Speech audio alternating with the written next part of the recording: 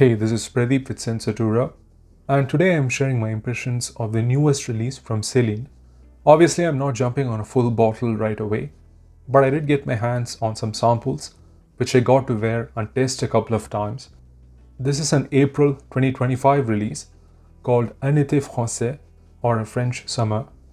Perfumer is unknown, the same case with all the fragrances from this collection. Not sure if it was one of the decisions taken by their creative director, Hedi Slimane. Speaking of which, this is supposed to be the last fragrance which he got to creatively direct. He left Celine last October, I think. But this was announced almost a year ago, about the same time as their last release, Zouzou. I reckon that's because it's supposed to accompany his Spring-Summer 2025 collection, which again would be his last for the brand. Now it's finally been released in time for summer. Following Hedi's departure, Celine completely removed his videos, photographs, any mentions of his name, wherever he was credited from all their websites. And that includes fragrances, because all of them are created based on his life experiences, his favorite cities, inspirations and such. Even the montage style videos from YouTube are gone. It will be interesting to see what the next creative director does with the fragrances. In any case, what does the brand say about this one? Quote, Saint-Tropez, late afternoon souvenir of a holiday in the south of France, carefree, lulled by the waves and the heat of summer, the youth of the new wave, its freedom and its lightness of being, the freshness of the waves along with the soft florals, prolonging the summer tenderness, unquote. Leaving aside the cliche, what does it actually smell like? It opens with this bright, fresh bergamot, neroli and petitgrain combination, giving it this sunny, radiant departure. There's some greenness, bitterness, of course it's really fresh, smells natural, quite nice actually, all giving this eau de cologne-like facet. Some of Celine's cologne-style fragrances like Cologne Française, Cologne Céleste, Saint-Germain-des-Prés, which are based on orange blossom, neroli and such, have this classic throwback style. It's the same here. It's not sweet or overtly soapy like the usual colognes. It's not aquatic or marine either. What also shows up from the beginning is this soft, waxy, creamy floral scent, which they claim is gorse.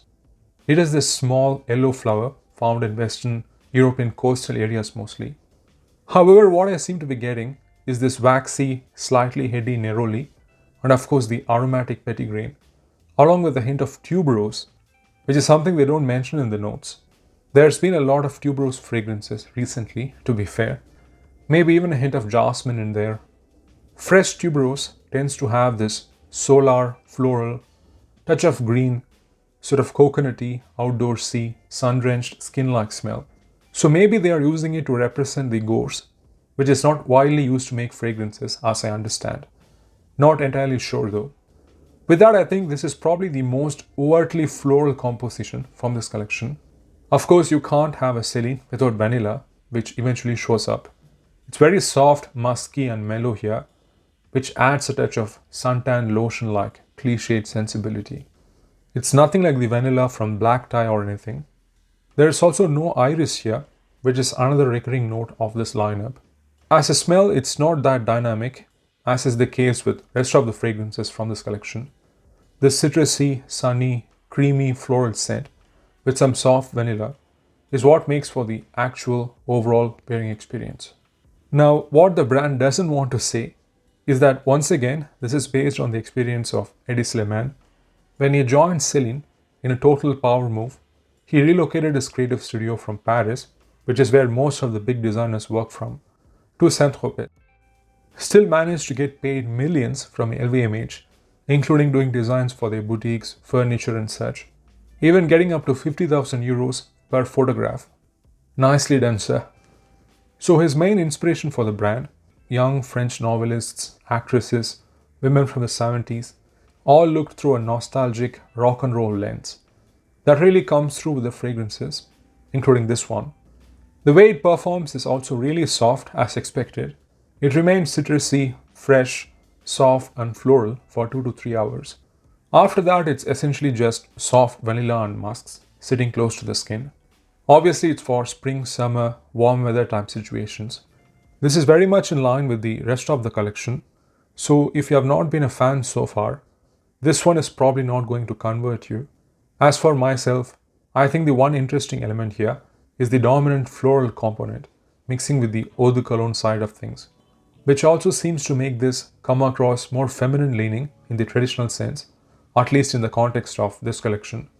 But the caveat there is one could just buy an all-out floral instead. The other aspect is obviously the pricing. 250 euros for 100 ml of this is just too steep.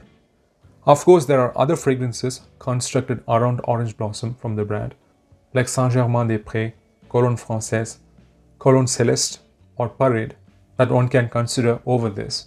I think I prefer Parade, to be honest. It has been particularly popular in the modeling circles in France the last few years for the summer season. My top favorite though is still night clubbing, which I own a full bottle of, followed by black tie. So yes, my overall takeaway from this one is sort of what applies to the rest of the fragrances from the brand, in that they are well executed, one of the better quality, higher-end designer collections with a singular vision, but they are also simplistic, overpriced pastiches and lacking in terms of engagement. Celine does a great PR by sending it to magazines and influencers and such. So there will be a lot of very positive postings about it in the coming days, no doubt. So better to test this before going for a purchase. Obviously, I don't intend to buy a bottle for myself, but I'm keen to know what the new creative director will do with this collection. Either way, that's been my thoughts on Un Été Français from Celine. And as always, thanks for watching, take care and ciao.